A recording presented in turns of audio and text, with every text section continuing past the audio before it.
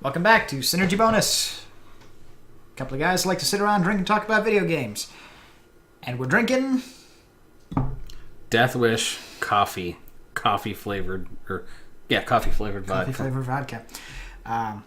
It's a product of a little distillery up in New York State. AlbanyDistilling.com is their website. And this is... Yeah. It's something. Best served cold, and we're drinking it warm here. we're drinking it room temperature because we're idiots. But it was the anticipation. We got to try it. Okay. So It's gold. gold. I don't like it. Well, I wouldn't say I hate it, but the convict stuff that we had was much better. I don't think I would continue drinking it straight. No. I'd mix it with something. The coffee part of it is... It's potent, it's good, it's coffee. very good. The vodka leaves something to be desired. Yeah, I don't know. And I'm not really a vodka shooter either. It's always mixed for me. Yeah. This has but if you're going to mix a coffee with vodka, I guess you could do a... lot worse. I mean, yeah. So yeah. I'm going to finish mine here and call it a day. Whew. That's We're done. Oh. 40% ABV, so that'll We're done. This can go away. I think that's melting my molars, in fact, actually. It's what something. A fire in my belly is what it did. Hair on your chest. I would hope not. Greasy Italian you. Shouldn't you be out like jumping on Koopas? Never. Yes. Anyways, we are talking about Mega Man. Yeah, kicking off Mega May for this year. With Mega Man X, the original for the Super Nintendo. Yeah. But it's on a whole slew of different platforms nowadays. Mm-hmm. And it's coming to PS4 and everything. It's everywhere. I mean, it's on PC. They're putting it on the Switch. It's another one of those games where if you can't find a copy to play this, you're not trying. Yep. And, I mean... It originally came out in January 1994 in North America. Mm-hmm. As we said, it is a Capcom game back from when we used to love them. Slowly, they're trying to be like, we're not so bad as Konami. Yeah, every time Capcom does something, Konami's like, here, hold my sake. Mm-hmm. But, yeah, so this, like you said, 94. 94. Capcom. Mm-hmm. Super Nintendo. It was the first Mega Man game to come to the Super Nintendo. Mm-hmm. And the classic confusion because everyone Roman numeral X is Mega Man 10. Oh, God. And we just finished Mega Man 6. 5. 6 had not even come out yet. No, but they'd referenced like the stuff in Mega Man 6 in like the magazines, and they spent a lot of time teasing a 16-bit Mega Man without letting anybody realize that it was this whole new storyline taking place 100 years after the original game series. I remember I was subscribed to Nintendo Power, and my final issue for that year had a poster for Mega Man X, and it had all the Mavericks and Sigma, and it had Zero and X, and I'm like, I cannot wait to play this game. Okay. And then my subscription ran out. Naturally. And the next month was the Mega Man X issue, which came with Pogs of the Mega Man characters. Pogs. And, I mean, if you got those have got to be worth something, at least. So you're throwing around a lot of names and characters and stuff. And I will here. Yes, you will. How about we start? Give us some story here. Who is X? How does he fit into the overarching? So I'm going to work on this one. You work on it. Okay, as Trav mentioned, the plot is 100 years after the original series. It opens up, doesn't actually open up in-game with this, which is a little disappointing. It does. It's a screen crawl. A little thing. It's a warning from Dr. Light, but it doesn't really explain what happened. No, because this was still the era where you had an instruction book. There was an archaeologist, Dr. Kane, who was very able. Yeah, he decided to.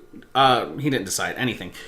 I'm sorry, this hit me kind of hard because I haven't really had anything to drink. He was performing an archaeological excavation, And he found and he Light's discovered lab. the ruins of Dr. Light's laboratory in, where did we establish that was? Texas. Texas. According to Mega Man 8, it's in Texas. But as he's going through the ruins, he discovers a capsule with a warning label. It's like, oh, this is X. He is a new generation of robot. Artificial intelligence. Artificial intelligence, ability to he's think, not just a feel, robot. make his own decisions. He was sealed away for 30 years so diagnostics could be done on his system, so everything was good. Only then something happened, and he wasn't let out, so he was actually sealed away for 100 years. Yep. So We still don't know what happened, but maybe Capcom will relent and give us the story. I think they will. So he meets X when he opens the capsule. Capsule. And X is very unsure of his place in the world. And Dr. Kane, being the archaeologist that he is, he's like, I'm going to make robots. He sees a lot of potential in what X is capable of doing, because within this universe, the Robot Master System that Dr. Light and Dr. Wily had invented way back in the day has become an integral part of society, or it had. Then it fell to the wayside after the Wily Wars, and now we have X, and we're like, oh, maybe they fixed it. We can try this again. Yep. So It was actually set up really interesting. Going back to the instruction booklet, there was a whole bunch of little diary entries Yes, from Dr. Kane. yes. It was really well done. So he designs the first generation of these artificial robots known as Reploids. Because he's replicating the android technology From that X. X. And among them is a Reploid known as Sigma. It's one of Dr. Kane's best and brightest creations. Naturally, you know what's going to happen next. There's reports of these Reploid workers. Something's not right. There's accidents. They're attacking people on production lines and whatnot. Sigma becomes the leader of a group to take care of these Mavericks and retire them. Which is a nice way of saying that they're hunting them down and shooting them to death. Yep. Thank you, friend computer. And, X is very concerned about everything that's going on. It's kind of indirectly his fault. Yep. And the worst case scenario happens. Sigma goes Maverick. And Takes his squad with him. yes. And the thing is, this is touched on a little bit in the Day of Sigma, which is the was released with the PSP version of Mega Man X, where it kind of shows Sigma's Fall. Rebellion and everything. A new generation, or a new age Reploid, Zero, also joins the hunt here to go after Sigma. More on him later. And X decides he's going to go Be part of Zero's unit to go after Sigma. And to atone somewhat for bringing this about on humanity and starting up what looks to be a second Wily War. The game opens up right after Sigma's attack on Able City. You're on a highway stage. You can see it's been destroyed. Mechanoids. Oh, I get it. Able City, Dr. Kane. Exactly.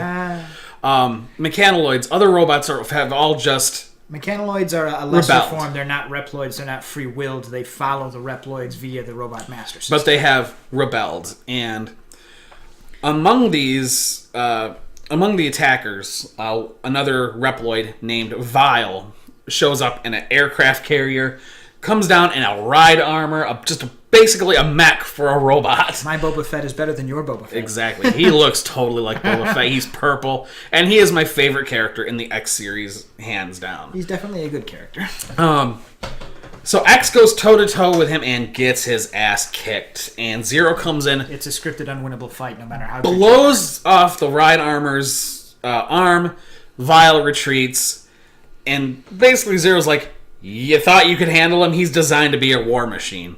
And X You're is designed to be a lab assistant. And X is like, I suck.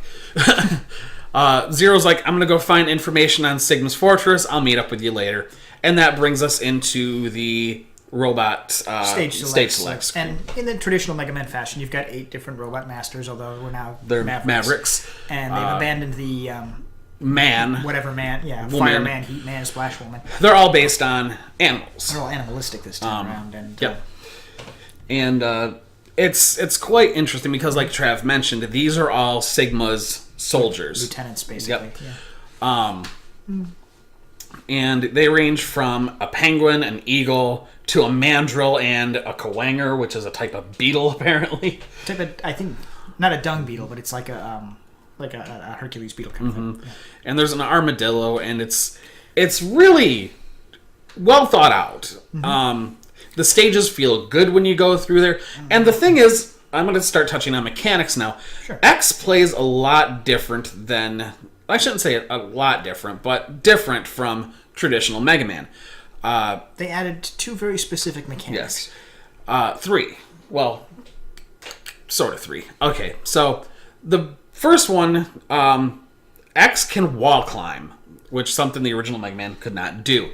And in the intro stage, and I love the intro stage, Ego Raptor actually touched on this with Sequelitis. That intro stage basically teaches you everything you need to know about this game. Something they didn't replicate so well in later entries Yes. in the series. The second thing that they added was a dash. Instead of a slide, he has a dash. And the only way you can get the dash is with a armor upgrade, which that's kind of the third thing I was talking about. I wouldn't really call that a mechanic, though. That's more of a gimmick. A gimmick. The 2 basic mechanics are the dash and the wall climb, and mastering both of these will get you through 90% of the game. The other 10% is shooting things. And the other thing is X's life starts real small compared to the normal life bar of the original Mega Man. And as you're going through the stages, you pick up heart tanks, which add 2 blips of life to your life bar. It's a way to show that Mega Man is getting stronger as he's progressing through, not just getting a special weapon. Energy tanks are a thing in the past, but they have something called sub-tanks, which is something when you pick up, it's empty, and you fill it. When your life is full, Picking up extra energy will add to it, and you get 4 of those in the game, and they're refillable. It's kind of a nice system. Until you get stuck on a boss and you're just wandering back and forth, killing endlessly, respawning enemies trying to kill you or fill your damn tank. But, after a couple playthroughs, you're not going to need them. And if you do, you're making mistakes. But the controls are very tight. X does exactly what you want him to do, and if he's not doing what you want him to do, it's because your reflexes are wrong, not because the game is a mess. You really couldn't ask for tighter controls on an action platform. Exactly. And I didn't realize this for the longest time. You could double tap toward to dash when you had the armor upgrade. And I didn't. Oh, you pushed the dash button, didn't you? I hit the dash button and jump, which is nice. But if you're going to be dashing and charging and shooting, I mapped it to the bumper. That double tap helps so much. I play with my index finger. If you ever watch me play this game, Trav, it looks so odd, and I can't not play that way anymore. It's weird. I learned it that way, and it's crazy. Okay. Not judging. But yeah, fuck you. But like traditional Mega Man, you get the elements and whatnot. But X has an armor. And the first one, like we told you about, was the leg parts, which gives you the dash. And the person that gives you them is Dr. Light. Sort of. Dr. Light is a hologram. It's never really explained throughout the series if his consciousness has been uploaded into these or whatnot. It's suggested that at least part of the holograms themselves are at least partially free-willed. Yes. Mainly in, I think it's X5 or 6. I think it's one of those games. Zero can actually enter the capsule, and it's like, oh, you're Zero. I've heard about you. Like, that's weird. Like, and then later on when you meet him again, if you do Zero, he has something for you, which tells me there's something going on, either time travel-ish or AI-ish, or I think it's just more in the nature of Dr. Light being prepared. I mean, like in the very initial speech, he's like, I'd hoped for a more peaceful life for you, but it appears fate has dealt you a different hand. So here's what I knew that might be a thing, so I've left these around to help you out. You just gotta search or seek them out, because if I hadn't hidden them, anybody could have found them. And like Trav was mentioning, it plays so tightly, and when you get these armor parts, it only enhances the play style. Opens up the with world. the dash. You dash, get you a get chess piece, which actually you take less damage.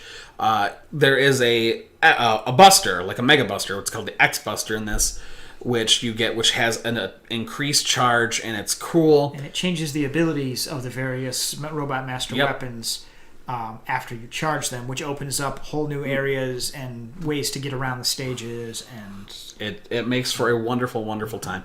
And the last and kind of most useless one after the first game is the helmet, which allows you to break walls. the first one gives you the headbutt that lets you break mostly ceilings because you can't really aim for a wall. Mm-hmm. In later games, it felt like we have to have a helmet, but they didn't know what they were going to do with it. So you got a radar that shows you where secret stuff Mm-hmm. is, or I don't even remember what the other ones did. Yeah, it's We'll get to those if we talk about those. And the other thing games is, later. X's sprite changes. He goes from your traditional blue Mega Man to a white and gold version with a little bit of blue in there. It's got that sort of Sentai power up going on there. So, getting back to the story, after you defeat the Mavericks, you find Sigma's castle. Imagine that. Zero's like, I found it! Haha! After you did all the legwork. Yeah. And you assault the castle, and Vile is your first boss. Well, not even the first boss, he's a mini-boss. And again, he wrecks your shit because he's got that ride armor. After he's captured Zero. Actually, you get to the gate for the boss fight, and Zero's like, "Wait I'm here, gonna you're handle not this." strong enough. I got this." No, he doesn't. And Zero sacrifices himself to blow up the ride armor. Spoiler. The game is old.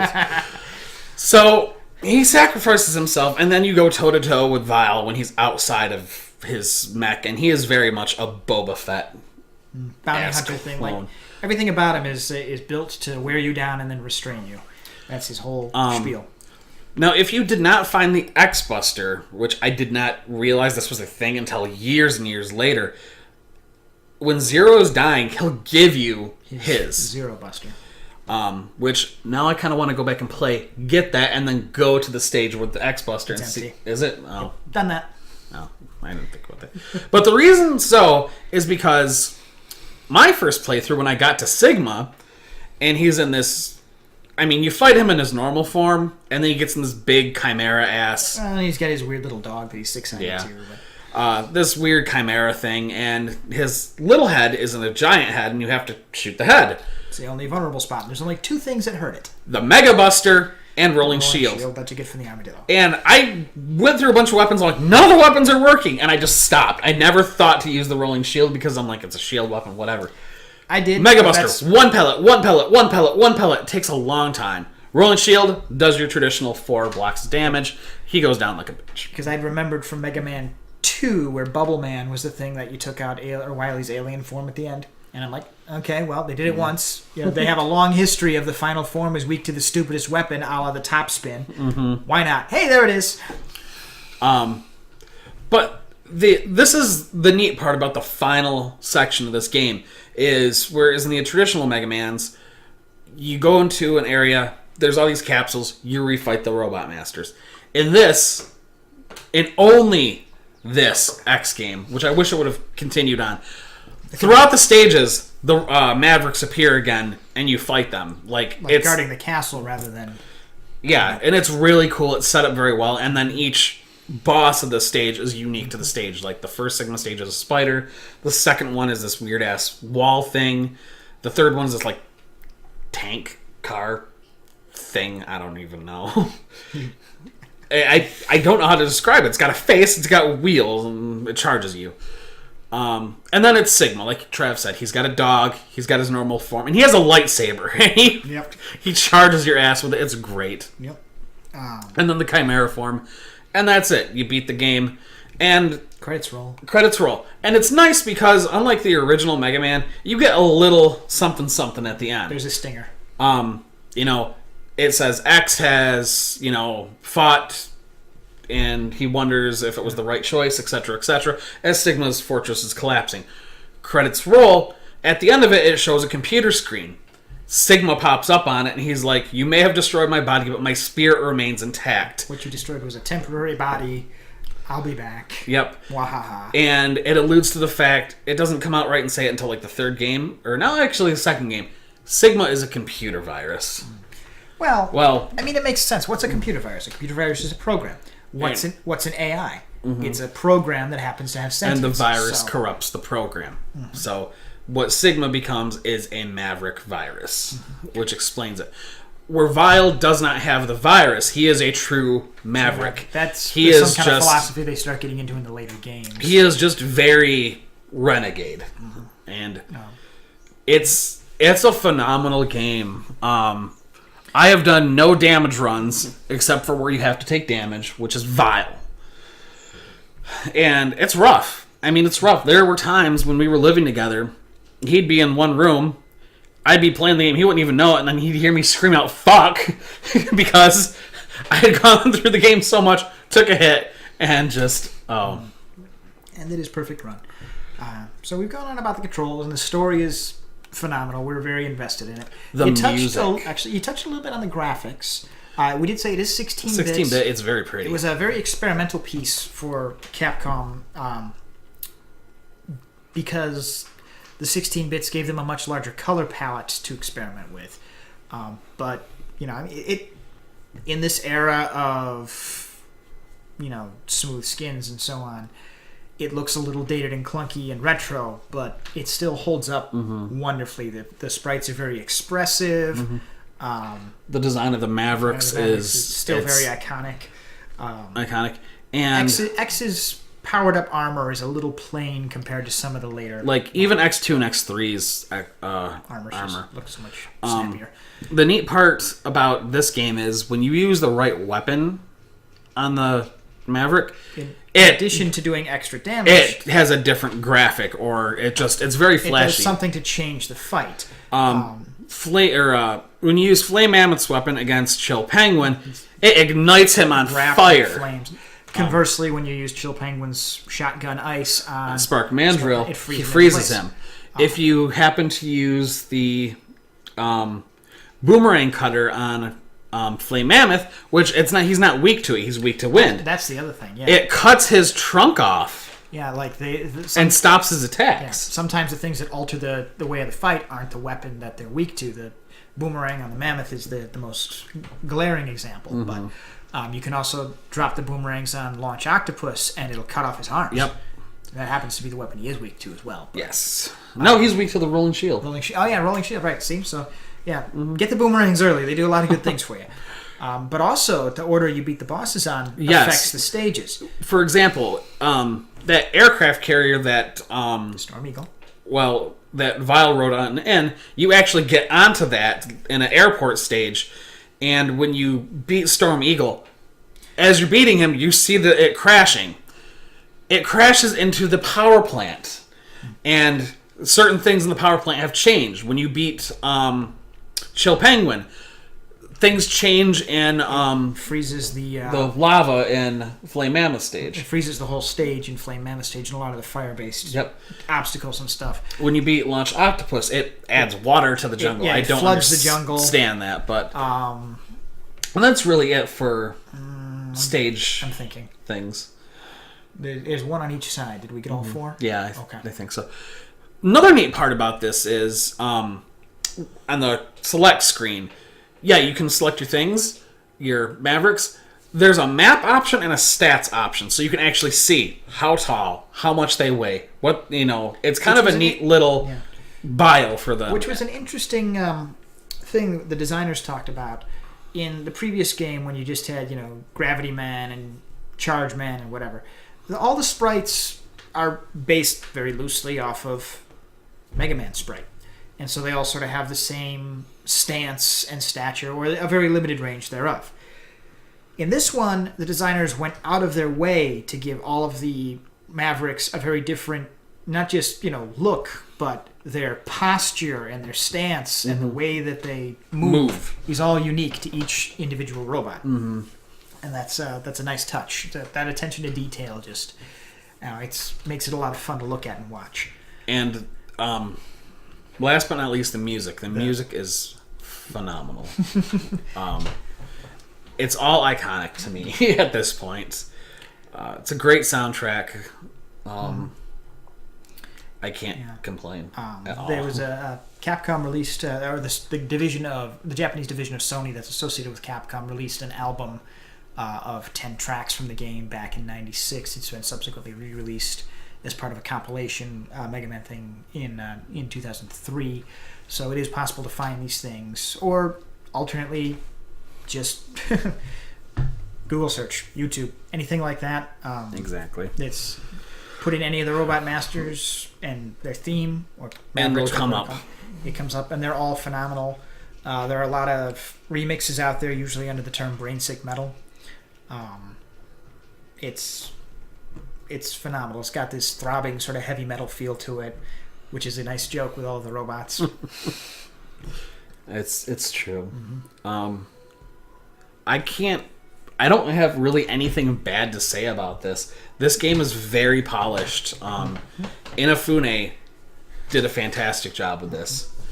And And it laid a wonderful foundation for another 6 games. it's true. And cut. But, yeah. If you want a solid game, Mega Man X. And if you notice that there are actually 8 games in this series and I said 6, there's a reason for that.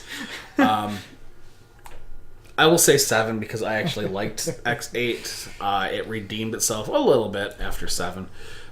But those are a different topic. Go play this game. It's on the SNES Classic. It's coming to the PlayStation in a collection, or PS4 in a collection. And the Switch. It came out on the PS2. It's on the PC. It's gonna be everywhere. It's on Steam. And Go find if you're into emulation, there you go. I mean, you have options, and we would recommend it. If you want a solid game, play it. 10 out of 10. 2-dimensional side-scrolling platformer. It really didn't get any better than this. This is the epitome of what that is. And with that, good night. Good And gaming. good gaming.